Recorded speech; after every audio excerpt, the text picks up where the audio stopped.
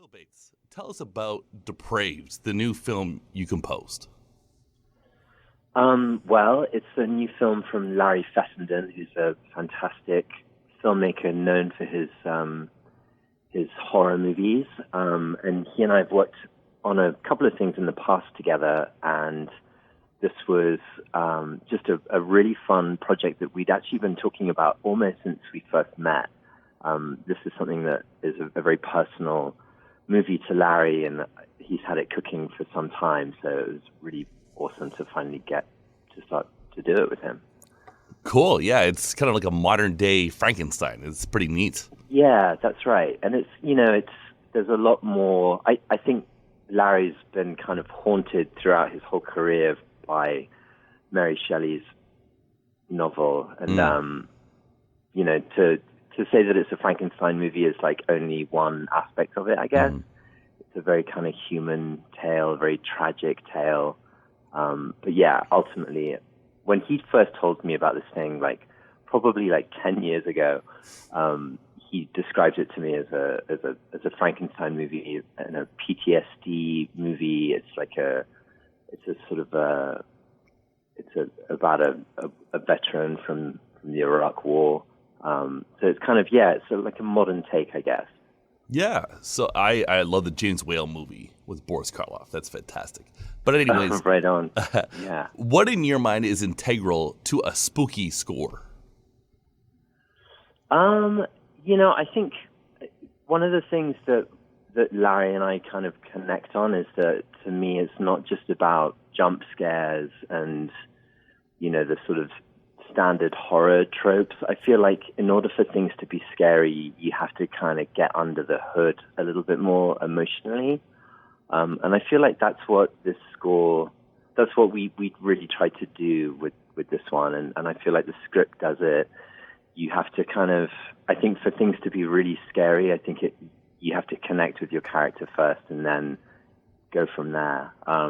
For me, obviously there's all of those unusual instrumentation choices that you can make with horror that's different to scoring other kinds of movies, which is always really liberating for me. I feel like the palette can be a lot broader than with most other genres. But ultimately, I think, especially with this score, there's a real kind of thematic, emotional bent to it. Yeah, I'm a big fan of like Italian horror scores, like Fabio Frizzi and Claudio Simonetti. Do you like those guys? Of course, I sure do. Yeah, and of course, like all of Argento's scores and all that stuff. Certainly. I also, but speaking of you, I was going through your IMDb, just to see what else you've done, and you did a score for a documentary I'm very enthusiastic about. I saw it at TIFF actually. Divide and Conquer: The Story of Roger Ailes. Oh, sure, right on. Oh, cool. Yeah. Oh, that was a good score. That was good stuff. But in some ways, that is a freakier project than Depraved. Do you ever get disturbed with the material that you work with? It's funny with the Roger Ailes movie. The director, it was important for her to have a kind of balanced vision of that, of Ailes. Obviously, he's such a demonic scumbag, but she had to kind of like keep telling me to not write like Darth Vader music for him, right. Which is kind of funny. Do I ever? Sorry. Do you ever get disturbed with the material that you score? I feel like you get very close to stuff, and you get very connected emotionally to the project that you're scoring. So yeah, sometimes like that's a pretty good example of a scenario where you get a little bit too close to comfort to your subject. But I think ultimately you're trying to enhance a story and kind of be part of a team. So it's all part and parcel of the gig, I guess. Fair enough. So did you go to school for film composing? I went to music school in London. It wasn't really like a film composing degree, but I did. It was actually called commercial music. So it was like a lot of there was like music business and like production and all sorts of stuff. It was a very kind of cool, broad degree. It was like in its first, I think maybe its third or fourth year when I did it at University of Westminster. So not really a kind of traditional schooling. I started out as a jazz musician, so I kind of learned my craft from my instrument, I guess. I was a saxophone player for a long time. Oh, cool. So that was kind of like I feel like in a funny way, jazz is a really good education. It's a very good basis for moving on from there, like it's a very broad education, I think. Yeah, I love jazz myself. Who are current film composers whom you greatly admire? That's an interesting question. I guess I try to sort of listen to a lot of random different stuff. I really like David Wingo. He's a friend and also, I think, a fantastic composer. I forget the name of the composer, but I just saw Ninth Grade. I thought that was a great score. Do you happen to know who she is? Oh, Eighth Grade? Composer. Eighth Grade? Ninth Grade? Eighth Grade, I mean. Yeah. Oh, yeah. I don't know the composer off the head, but Eighth Grade's a really good movie. I was surprised by how excellent it was. It's funny. I was working in my studio, and I walked into. I have a studio at my house as well as my main studio in North Hollywood, and I walked into the living room, and my wife was watching that movie, and it was like, "Wait, what is this? What's cool?" And so it totally just sucked me in. Whoever, and I remember seeing her name in the credits, and it rang a bell. But look her up. She's great. Okay. When you score a movie like Depraved or any feature, for example, how many times do you watch the film, either with Temp Tracks or with no Temp Tracks, before you begin working on it? Temp is a funny thing. I try and sort of avoid it as much as possible. In some cases, I even get to kind of get in there before there's temp, or I get to kind of guide to temp. I think I probably listen to it once and then try to sort of understand the reasons for it being there and the choices, and talk to the director and figure out why he or she chose to use that piece of music and what's working about it and what isn't.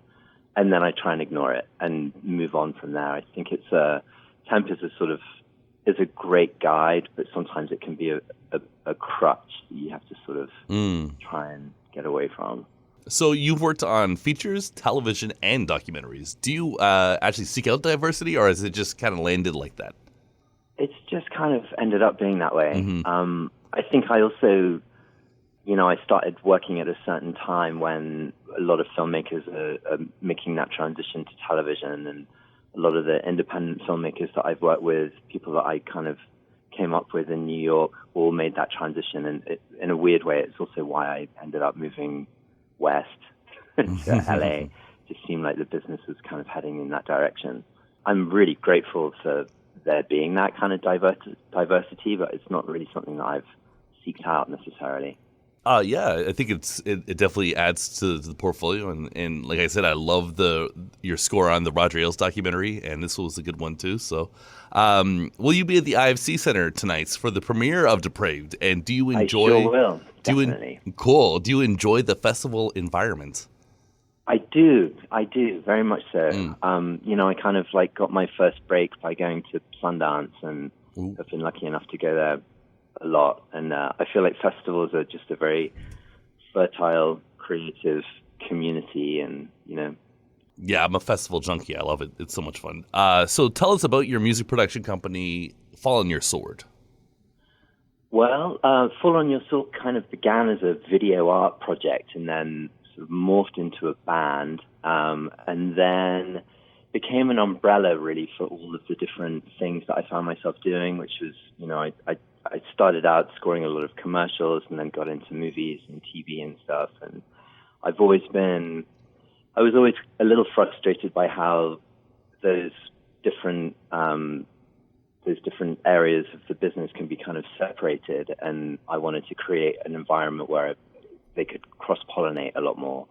So that's basically what Fall on Your Sword is.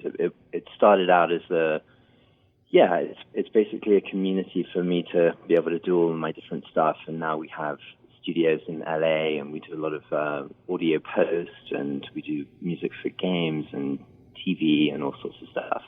That's cool. I'm really taken by the diversity of the projects you work on. That's what's really standing out for me. But Will Bates, thank you very much for your time. And what does 2019 hold for you? More of the same. Lots more of the same. So it's everything. I have a lot of I have some TV shows that I just finished up. I just finished season 4 of The Magicians. I just had a show come out on HBO, a movie called The Inventor. So yeah, lots of stuff. Well, we will stay plugged in. You're now on the Ottawa radar, and we appreciate you talking to us today. Sure thing. All right, take care.